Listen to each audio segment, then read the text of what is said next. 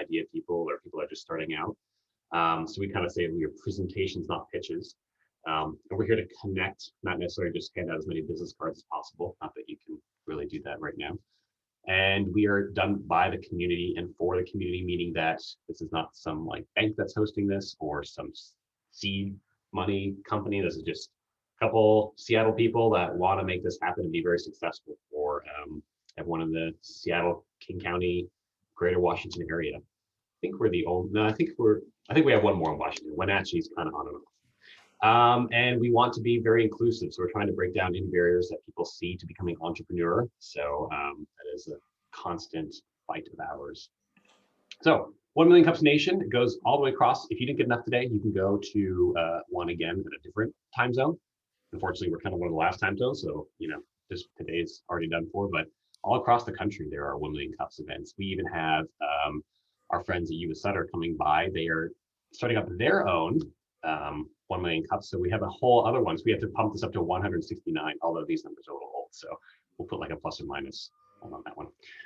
But yeah, thousands of attendees have gone to 1 Million Cups. It's a really big thing across the country. So get on it. If you presented here, go apply somewhere else. Go apply to U.S. Sutter and apply to present on theirs and get a different feedback from a different part of the country.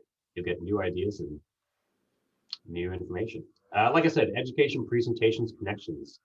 Those are the three things that we focus on here. So as you are going through your mind, wanting to present, wanting to learn, keep in mind this is kind of what we do. So you can tell people about it as like, oh yeah, education, presentations, connections. We have a slightly small variant on that today, which we'll go over a little bit.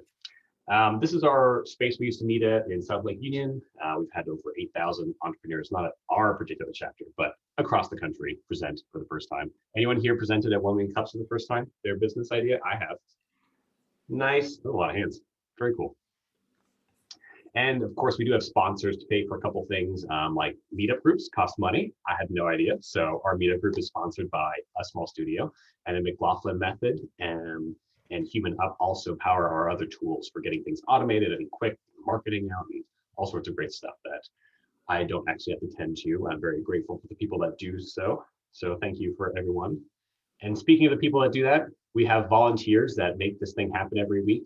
We were just talking a second ago during the build-up for how hard it is to run a weekly event if you've never done it before, like getting people, talking to people, bringing people in, to keep the momentum going every single week, even if it's like a beautiful Wednesday and everyone wants to go home, go out and go hiking, which is probably the case today. So we've got 6 organizers and they're spread around this call. So big thank you to all of them. Appreciate every one of you. And finally, what are we going to do today? Why are we here? Well, we're here to do copy and conversation. We've done a little bit of that. Then we're going to do a 6-minute presentation. But this one's gonna be a little different. Normally we have an entrepreneur come in and give a 6-minute presentation about their business. What we do sometimes is we have an education presentation. We've had in the past like the SBA, we've had the library come in, a couple other people. And today we're gonna have someone that knows a lot about ads online in a few specific ways. So it's gonna be a 6-minute presentation, the same thing as we do before. It's the same format, 6 minutes, 20 minutes. So you can learn about something and then grill the person and get more information. And who is that person today? Well, it is Ryan, Mr. Pretzel Shirt. So we're gonna jump over to that and it's gonna be a normal presentation. Hear what he has to say, learn a little bit about, are you ready for ads? Because I bet you might not be ready for ads, or maybe you are, and then you can pat yourself on the back.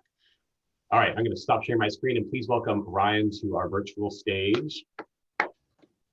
Thank you. How's everyone doing today? I'm doing good. In a twist of fate, it's actually overcast and kind of rainy here in Phoenix. So if it's a beautiful day there in Seattle, I guess we just switched or something. So my name is Ryan Jones. My one-man show is Pretzel PPC. You can find my ugly website at pretzelppc.com. It's really all I do. Pretzels are my favorite food. I put them together. It's really that simple. So today we're going to talk about the sorts of things you might want to think about if you plan on running some ads for your small business here in the next couple months. So we're going to jump right on into it. Here's our agenda. We're going to talk about the different types of ad networks. We're going to talk about creating ad accounts for any of those networks you choose to run ads in. We're going to talk about generating, placing analytics pixels. We're going to talk about establishing baselines for your website, a little bit of retargeting, some conversion rate optimization. Then we're going to talk all about assets. Then we'll get into Q&A. And lastly, we're going to have some salt. So ad networks. The big question is, does your website or does your business already have a presence on any online social networks or other networks that ads might be good for? If you use Google My Business or YouTube or a bunch of search engine optimization, then maybe your website's already well suited for the Google suite of ad solutions. If you're using Facebook pages and Facebook Messenger a whole bunch, then maybe Facebook ads are right for you. TikTok, Instagram, Twitter, whatever, you get it. There's lots of them, right? So consider starting wherever you already are and ignoring the rest for now, perhaps forever. You also want to use the right tool for the job. If you want to reach someone as they're actively searching for something, then you're probably going to want to run ads on something like Google or Bing or Yahoo Gemini. Probably not so good for like putting up a Facebook image ad or a TikTok video ad or something like that, right? You also want to keep in mind that there's not going to be a one-size-fit-all approach. It's going to need a different approach for search ads versus display ads versus video ads. And video ads aren't going to be the same in every ecosystem. A video ad on YouTube might not be the same as one on TikTok versus on Instagram versus, on a commercial you see on TV channels, right? So figure out where you might want to start, and then you're going to want to build or create an ad account from that. All of these ad platforms make it very easy to set up ad accounts and get going because it's huge money generation for them. So they'll have very elaborate help centers that tend to have all the steps laid out, everything you need to know to get that done. So we're not going to really cover it in here because they've already covered it so nicely there. It's just a little overview. Something else, you want to make sure you use your business email to make this ad account. If you do, a lot of people use personal email addresses when making ad accounts, and then they run into problems when they try transferring ownership later on. You really want to be using your domain name email address to do it. Honest truth is, if you don't have a business email for it, probably not ready for that ad account to be made anyway. Each ad account is going to come with its own pixel that you're going to place on your website to help track your results. So if you make a Facebook ad account, that's going to come with its own unique Facebook ad pixel that's unique to your ad account. You got to place on your website so you can track your results, go back to Facebook. What we're trying to do here is establish a positive feedback loop where we can report the results to the ad network that you're using. And then that ad network can kind of self-optimize to try and find more people who are more likely to get more of those results that you wanted. We want to track what matters if you can. We'll get more on that here in a bit. And if you don't know anything about placing tags, then there's free tools out there like Google Tag Manager that you might want to investigate. Could make your life a lot easier. For analytics, it's true that you can really only have a good shot of improving what you track. You want to track what matters if you can. Just because you want to track something doesn't mean that the ad networks are going to play ball. Just because you want to track someone doesn't mean that person wants to be tracked. More and more, every net has some holes in it, right? The only question is how big are those holes? Well, the holes are getting a lot bigger for lots of parts of online advertising. So just because you might want to track every aspect of what's going on your website might not mean that it's possible. You'll probably want to place Google Analytics or some other general analytics pixel on your website too, so we can start establishing some baselines. If you don't know what's normal for your business, then you're not going to know if the ads you pay for are working. So keep in mind that people can clear their cache and cookies or move to a different computer or walk into your storefront or pick up the phone and call you or do any number of things to circumvent your ad tracking solutions. So this is part of why we want to establish those baselines. So we're going to go right on to that now. If you don't know what's normal for your website, then you're not going to have a good chance of figuring out if your ads are working. So get some sort of analytics on your website and start establishing baselines for numbers of daily visitors, or how long people stay on your website, or how many pages they're looking at, or if 100 people come to your website, maybe 5 of them add something to their cart, and of those 5 who add stuff to their cart, how many of them actually check out and give you money? These are all questions that you want to know well ahead of time. In general, paid media traffic is not going to convert as well as the traffic that finds its way to you organically. Your friends and family, the people who've already heard about you, probably care more about you and your business than the people you're paying money to show ads to, right? It's just the nature of the beast. So moving right along, retargeting. This is industry jargon for getting stalked by ads over and over for weeks and months. It tends to be the highest return on investment type of digital marketing that you can pay for. Really recommend it for most of the advertising clients that I work with. There's really not a lot of exceptions. There's some industries that it's just not allowed for like medical reasons, a lot of legal reasons. You know, you wouldn't want some like divorce lawyer retargeting ad pop up like, you ready to get that divorce yet? You know, sort of a thing that could be pretty awkward. So there's certain industries that are banned from it, but for the rest of us, probably something you'll want to look into first and foremost. If you ever do any advertising, it should probably start here. Each of the various pixels that you would choose for those ad accounts allow for some sort of retargeting. So you would set it up within that account, and you would create what's called retargeting lists now, so they can accumulate cookies on them, so that a couple of weeks or months from now, when you're ready to run ads, you would be able to show ads to those people who've been to your website in the past couple of weeks and months. Finishing up here, we've got conversion rate optimization, CRO. Again, another industry jargon term that just means making it easier for people to give you money, basically. You know, if you've got a website for your shop and you want people to walk into your shop, make it easier for them to do so from your website. You know, make the address prominent, make it easier for them to get directions, whatever it is. If you wanted to call you and book an appointment or something, then make sure your phone number is clickable. You'd be surprised how many websites don't have clickable phone numbers, even in this day and age. It's really amazing. If you want people to be ordering your products online, consider following the Amazon classic example. Make it as pain-free as possible for people to be checking out from their shopping cart. Almost done here, I promise. We've got assets. Assets are the things that you use to build your ads. They could be images, they could be video, they could be text. Please stay away from stock imagery. You'd be shocked at how often people just love to use stock imagery, even though it looks nothing like their business.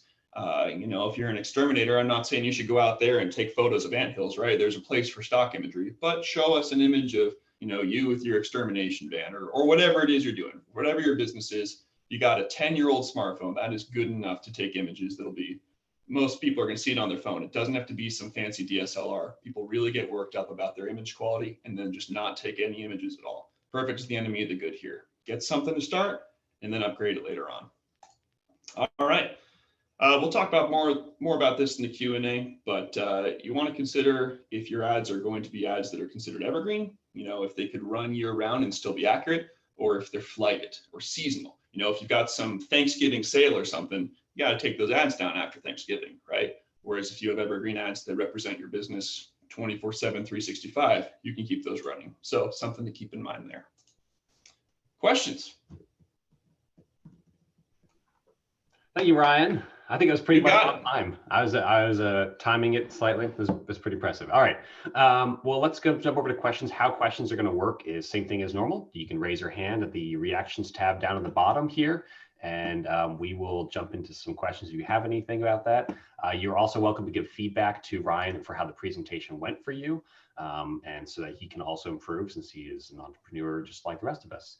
And I'm going to stop your sharing for a second, and we're going to jump into gallery view for questions. So I think the first one is coming from Jolene. Hey, thank you so much, Ryan. I thought it was very concise and very clear, and I totally appreciate the overview because this is where I am right now. I need to start doing this. Cool. And so my question is you talked about, you know, knowing what your baseline is kind of the best place to start. Are there specific things that I should be looking at for those kind of like baseline stats to help me make sure that that's what I'm tracking going forward? Sure. Yeah. A common analogy is thinking of your website like a funnel, right? People enter near the top of the funnel, and some small percentage of them actually make their way into giving you money at the very bottom of it, right? So you got to figure out where those holes in your funnel are. That's something where something like Google Analytics could be really useful. Search for something called exit pages. These are the pages where people are falling out of your funnel, where they're leaving your website for anywhere else, basically. So you can kind of look at all the different pages on your website, see how long people are staying on them on average. You know, maybe if one page is just like a super simple 2-sentence and a nice image and a call to action that has high click-through rates within your website, and the other's like this huge wall of text or something and everyone's leaving from it halfway through, you know, maybe consider moving some stuff around to make a better experience. So I would look for exit pages, look for average session durations, make it easy for people to convert from every page of the website, ideally. You know, like having the phone number visible in the header or the footer so that it's on every single page. Just stuff like that. Thank you. And searching for CRO advice or conversion rate optimization tips, that'll give you pages and pages of it. It's a whole industry unto itself. Cool. Thank you. Yeah. All right. Well, I got a question, so I'm going to throw it in here. So I want to talk. I have a question about platforms. Like we know Google, Facebook are the main kind of platforms, but like basically, theoretically, every app that's free or anything on the web that's like free that shouldn't be, that's an ad platform, isn't it? So are there just tons of ad platforms, or does like Google push out to all of these? Or like ad networks. Yeah. So a lot of websites and apps are included in all sorts of ad networks. The largest one with the biggest reach for sure is the Google Display Network. I think it reaches some like 90% of the internet's users and some millions and millions of websites and apps. So if you go to your flashlight app or something, there's banner ads at the very bottom or top of it or wherever it is, right next to the button you're trying to push, right? That ad slot is known as a placement, and you can bid to show your ads on that placement individually in that one app, or you can be bidding on, say, a retargeting audience. So people who've been to your website, when they open up whatever the app is, maybe they'll see your ads, or there's really quite a few numbers of ways to target people for it. Got it. All right, thank you. I think US Other Group's got a question, right? Can you hear the microphone okay? Wow, that's Loud and clear. Oh, fantastic. Could you explain the pixel a little bit more of how that adds value or what the purpose of the pixel is? Sure. Some people call it a tag, some people call it a pixel. It's about a paragraph of HTML that you'll place inside your website, typically in the header. What it does is it reports back to the home base where it was generated from. So if you put the Google Analytics pixel on your site, it loads with every page that loads on your site.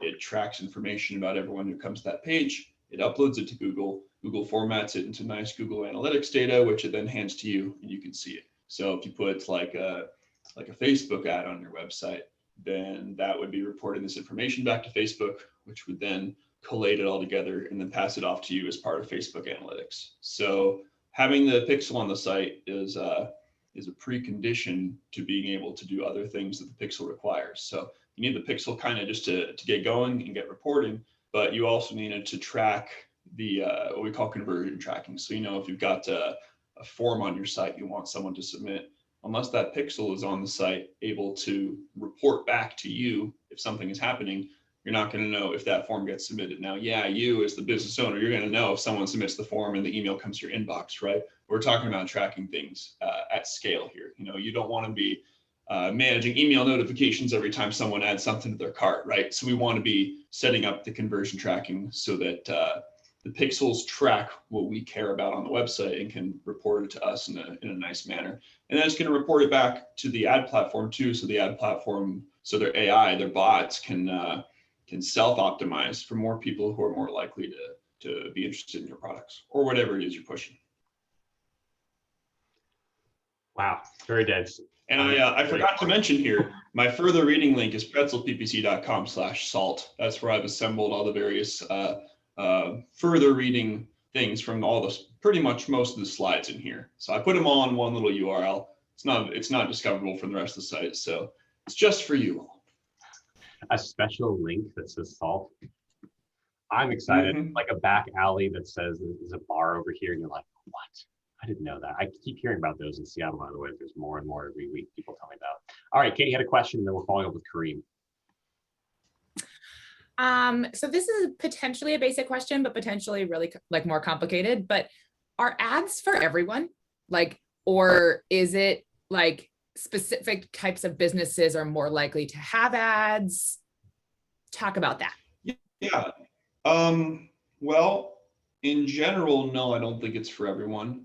It tends to be really expensive. Some 90% of businesses are failing within their first year anyway, right? So that alone already makes it not for most people. I would say it's probably good to have some sort of momentum before you start. some sort of baseline of success, like we talked about. A lot of people want to jump right into ads thinking they can just fix the problem of no customers with money, and they can solve the problems of no traffic with money very easily. But if they can find the right customers, that's really the big question.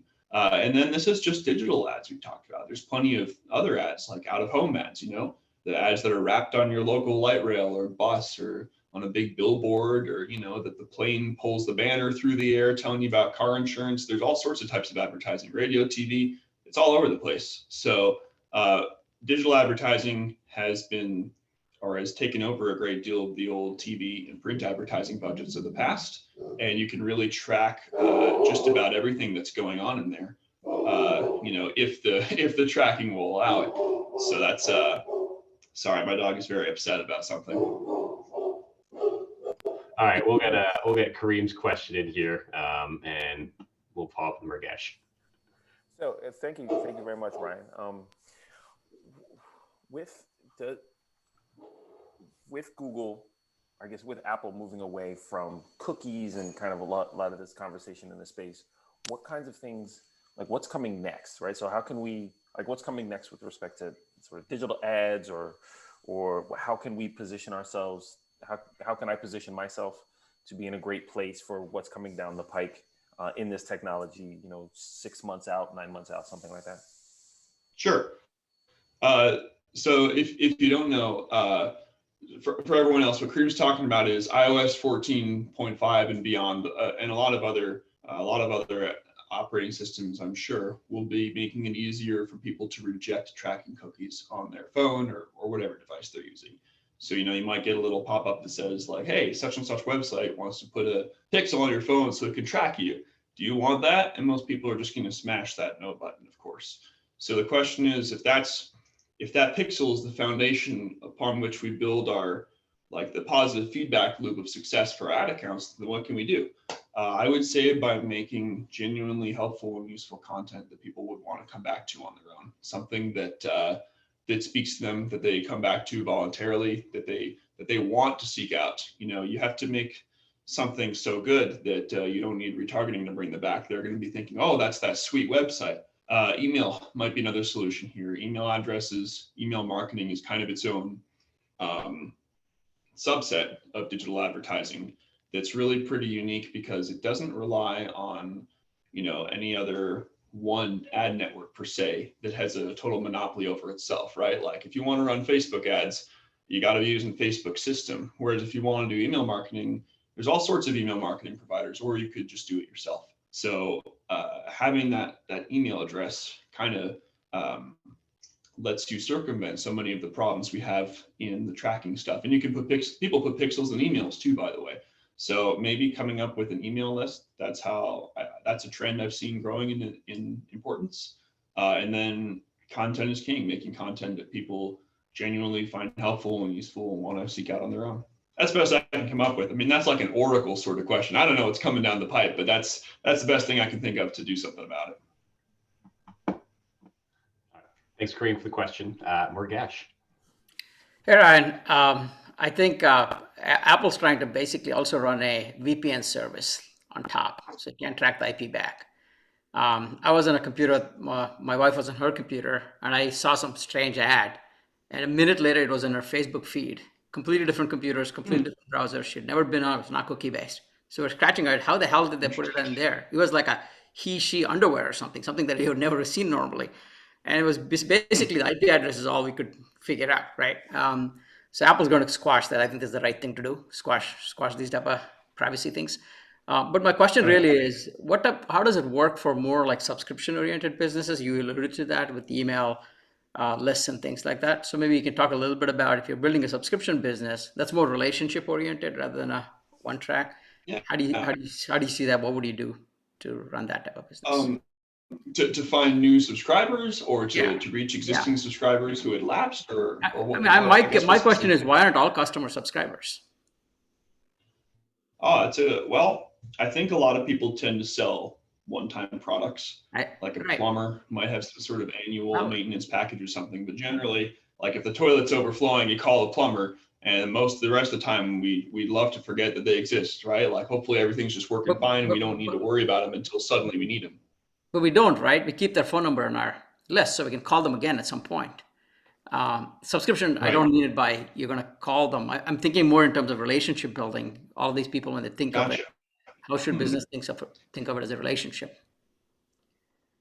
Yeah, honestly, I'm not sure. I think a lot of, I really don't know. That's a tough question. And I don't think that most businesses do think about their business relationships as, relationships. I think they tend to be more transactional, and I think the advertising often reflects that. So I think that's more of like an important paradigm shift we should be thinking of in general for the businesses, but I don't know how to kind of fix it from the advertising end, So then how do you see, if I'm bidding for an ad, if I see an ad, there could be a taco truck and a brand advertising. Who am I competing against to get that impression, right?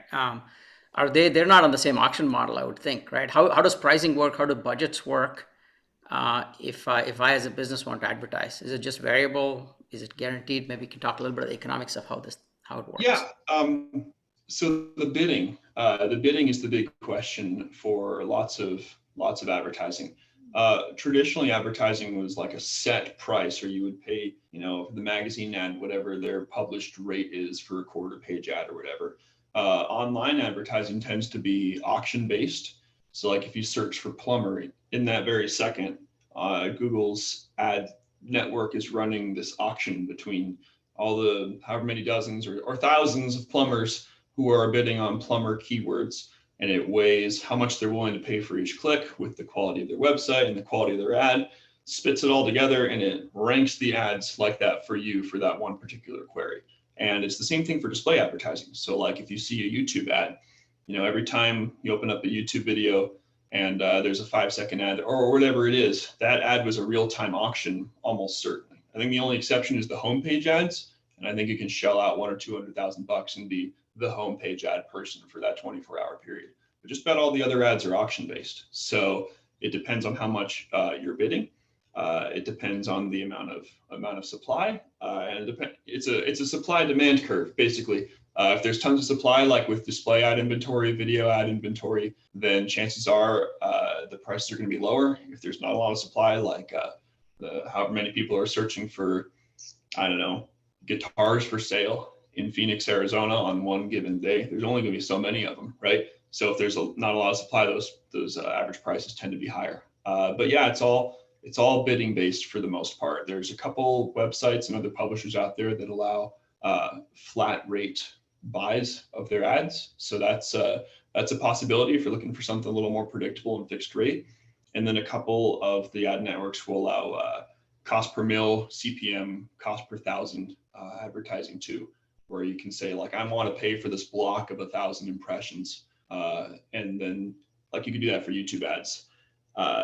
Yeah, there's all sorts of possibilities there. It's pretty crazy how intricate it gets. Great question. Yeah, I was blown away myself when I learned how that worked, and just real-time auctions are happening at any moment. If it wasn't so creepy at some points, it'd be really cool and fascinating.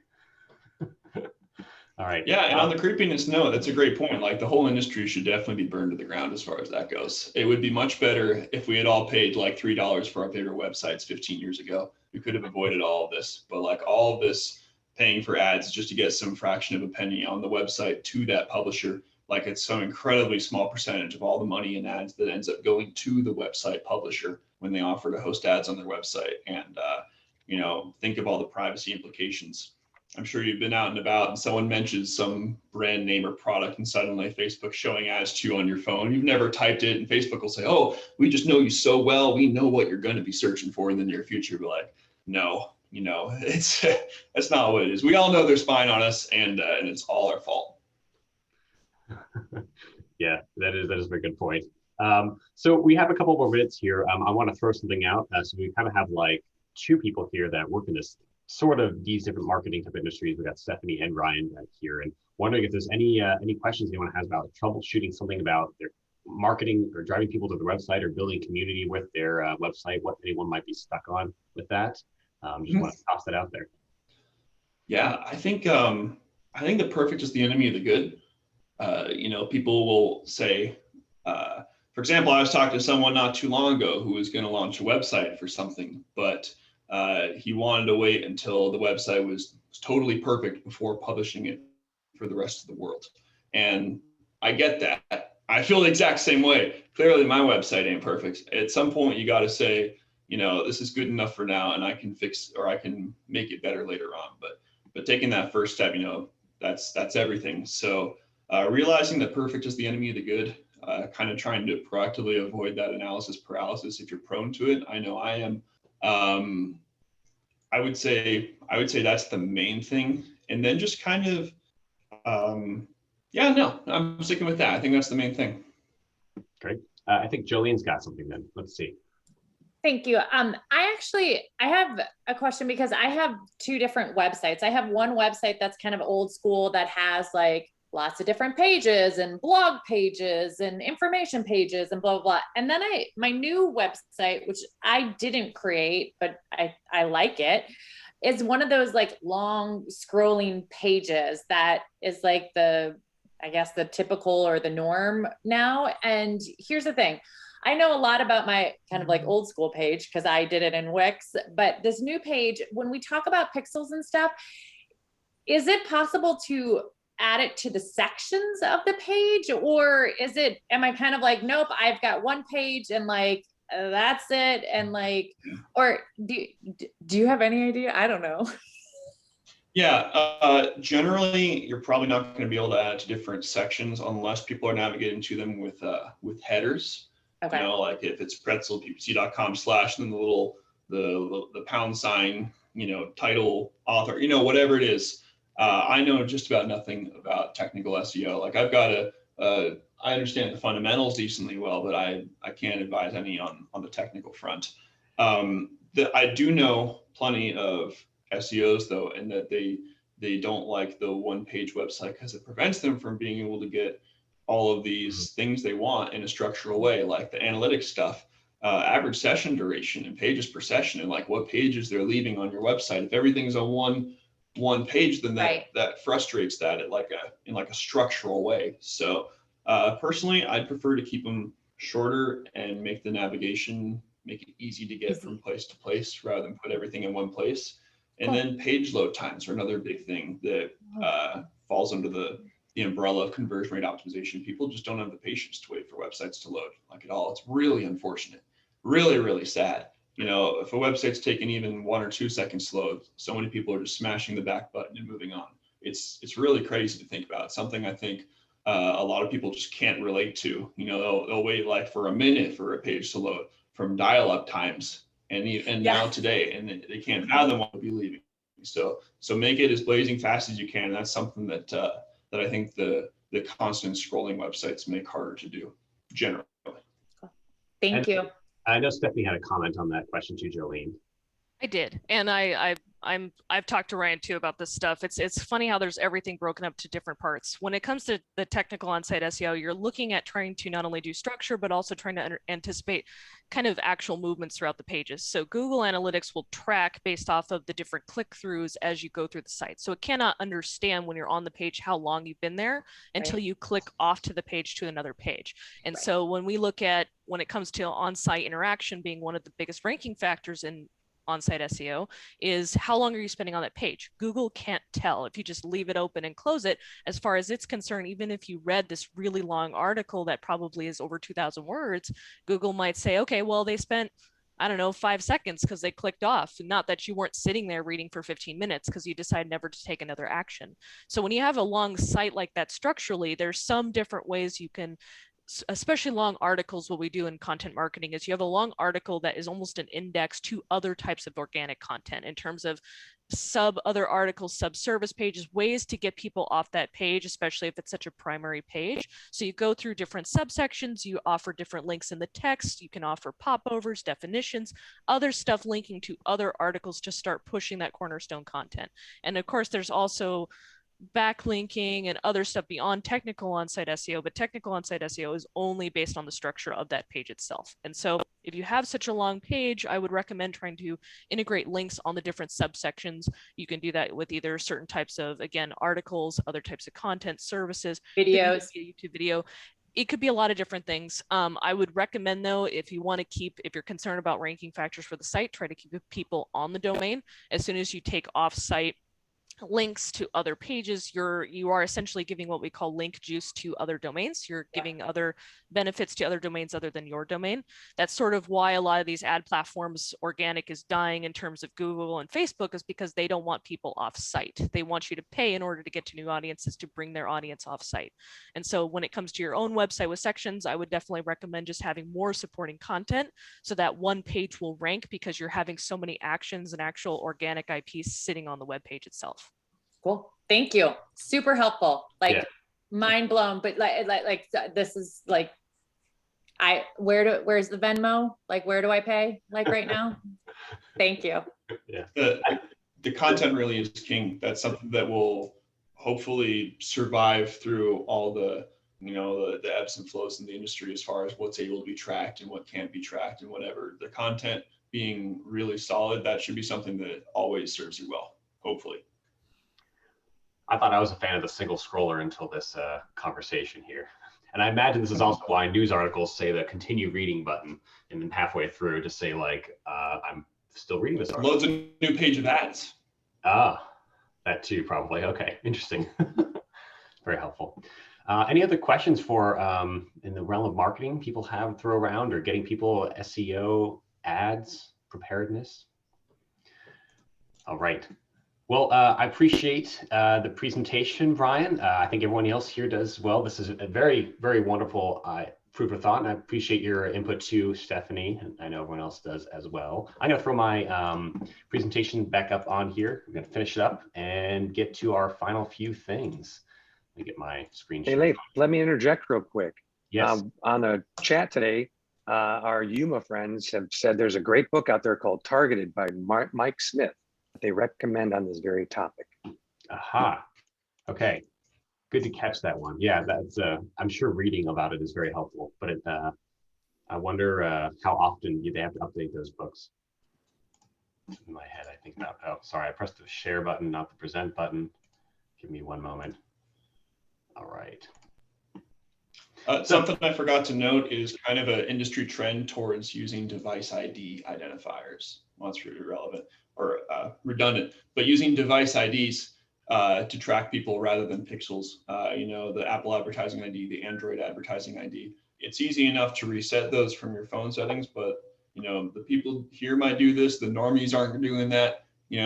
Regular people aren't resetting their advertising identifiers. So there is kind of a trend to see more and more of that. I don't think it's going to be a cure-all or anything, but it's something to be aware of. It's a lot of people might consider to be like an interim step or something between pixels and whatever comes next. Sure. I mean, no one resets their device IDs every morning over coffee. My routine. All right.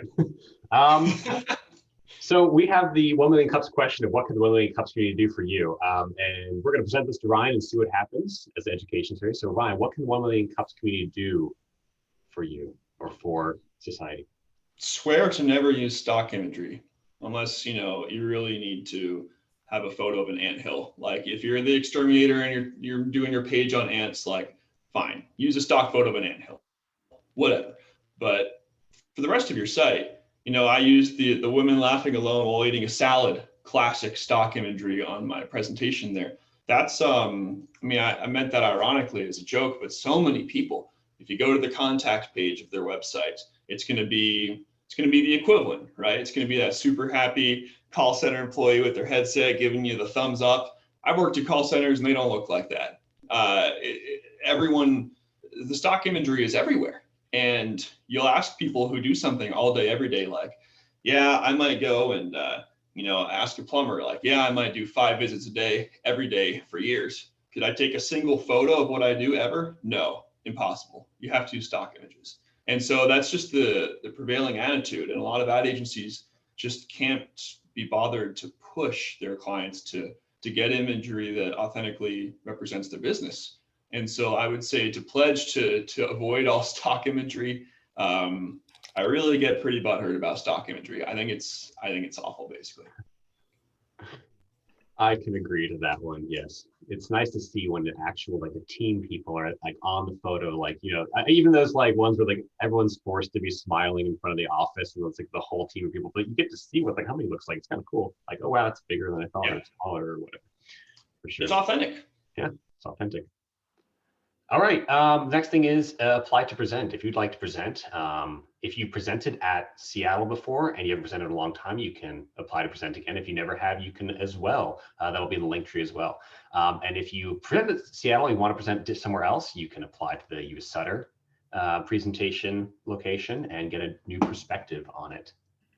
And if you'd like to get involved as an organizer, we're always looking for cool people to help keep this show on the road. So the information for that is also on the link tree, and you can email seattle@1millioncups.com is the email address for that. And there's the link tree again. It should be in the chat, so you can click on it because we like clickable things, as Ryan was talking about, opposed to writing down the word HTTPS on a piece of paper with a pen. We should stop doing that. And next week we have Doghouse coming in. So Doghouse is a game manufacturer, card game, which is pretty cool. I don't think we've had a game manufacturer on before, so I'm really looking forward to that and all the different challenges that comes with, and very interesting. I don't know, it's a neat idea. I'm looking forward to that one next week. So please come for next week as well. 9 a.m. We'll be right here, happy, caffeinated, and all that type of jazz. What we will be doing next are breakout rooms. The breakout rooms are just a chance to chat for a little bit. You'll be randomly thrown into a room with people, and you can ask about your business. You can talk about your businesses, ask about theirs, continue the conversation on digital ads, talk about the weather, whatever you'd like. And there's a free pass to go when you are full of conversation. Other than that, I'd like to thank everyone for coming today, and we'll be doing ads here in not ads. Wrong thing. We'll be doing the breakout rooms here in a second. I think is Eric setting those up, or is he? Oh, he's wandering around. So he's running back. He's munching on food. He's putting his glasses back on. He's got his background blurred. I mean, I guess I could do it too, but that's fine.